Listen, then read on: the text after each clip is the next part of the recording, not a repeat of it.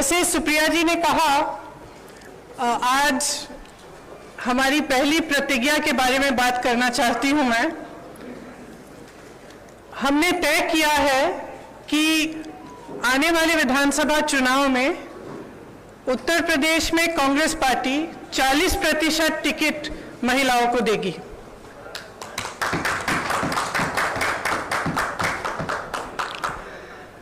हमारी प्रतिज्ञा है कि महिलाएं उत्तर प्रदेश की राजनीति में पूरी तरह से भागीदार होंगी। ये फैसला हमने किस लिए किया? जब मैं 2019 के चुनाव में उत्तर प्रदेश प्रचार के लिए आई थी तो इलाहाबाद यूनिवर्सिटी की कुछ लड़कियां मेरे से मिली और उन्होंने मुझे बताया कि किस तरह से यूनिवर्सिटी के नियम कानून, हॉस्टल के नियम कानून उनके लिए अलग थे और पुरुषों के लिए अलग। ये निर्णय उनके लिए लिया है। ये निर्णय मैंने उस महिला के लिए लिया है जिसने गंगा यात्रा के दौरान मेरी नाव को वापस तट पर बुला के कहा कि मेरे गांव में पाठशाला नहीं है, मैं अपने बच्चों को पढ़ाना चाहती हूं।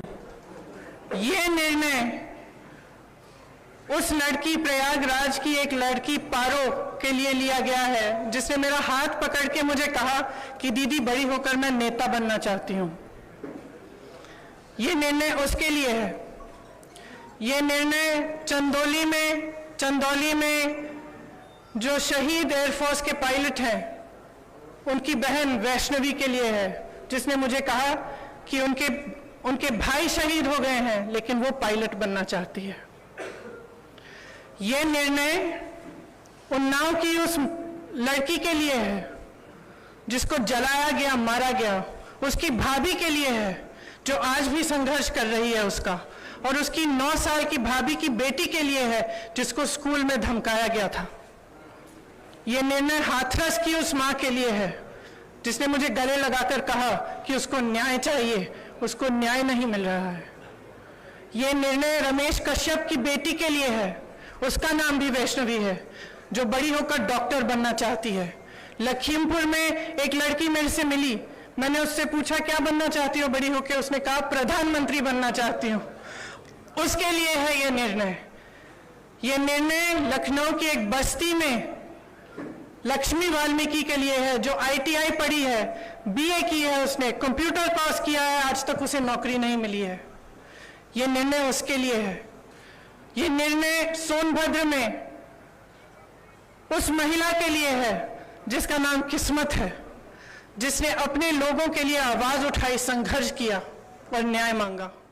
ये निर्णय उत्तर प्रदेश की हर एक महिला के लिए है जो बदलाव चाहती है, जो न्याय चाहती है, जो एकता चाहती है, जो चाहती है कि आगे बढ़े उसका प्रदेश। मैं आप सबसे कहना चाहती हूं, आप समाज सेविका हैं, आप अध्यापक हैं, आप एक नौजवान महिला हैं जो आप अपना भविष्य बनाना चाहती हैं, आप प्रेस में हैं। अगर आप बदलाव चाहती हैं तो इंतजार मत करिए। आपकी सुरक्षा कोई नहीं करने वाला। सब बातें करते हैं, सुरक्षा करने का जब समय आता है तो सुरक्षा उनकी होती है जो आपको कुचलते हैं। आज सत्ता का नाम यह है कि आप खुलेआम पूरे पब्लिक के सामने लोगों को कुचल सकते हैं। ये सत्ता बन गई है, ये गलत है। घृणा का बोलबाला है, नफरत का बोलबाला है, गलत है। इसको महिलाएं बदल सकती हैं। महिलाएं इसलिए बदल सकती हैं क्योंकि करुणा भाव, सेवा भाव और दृढ़ता, शक्ति सबसे ज्यादा महिलाओं में है। मैं आपसे कहना चाहती हूं, राजनीति में आओ, मुझसे कंधा से कंधा मिलाओ। मैं जानती हूं कि आपके संघर्ष क्या है। मेरी प्रेस की सहेलियां यहाँ हैं, मैं जानती हूं, मैं आपको देखती हूं सुबह से शाम तक आप कैसे दौड़ती हैं, किन परिस्थितियों में। जब सीतापुर में बीच रात में अंधेरा था, मुझे घेर लिया पुलिसकर्मी ने, महिला पुलिसकर्मी थी, मुझे घेरा, मुझसे लड़ी, मैं भी भिड़ गई उनसे।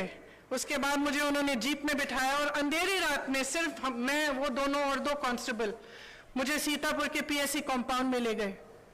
एक का नाम मधु था, एक का नाम पूजा। ये निर्णय उनके लिए भी है क्योंकि मैं समझी कि 4 बजे सुबह तक ड्यूटी पे थी। उनकी एक अफसर जिनकी पोस्टिंग सीतापुर में थी, लेकिन जिनकी बूढ़ी मां अकेली नोएडा में रहती है। कितना संघर्ष करना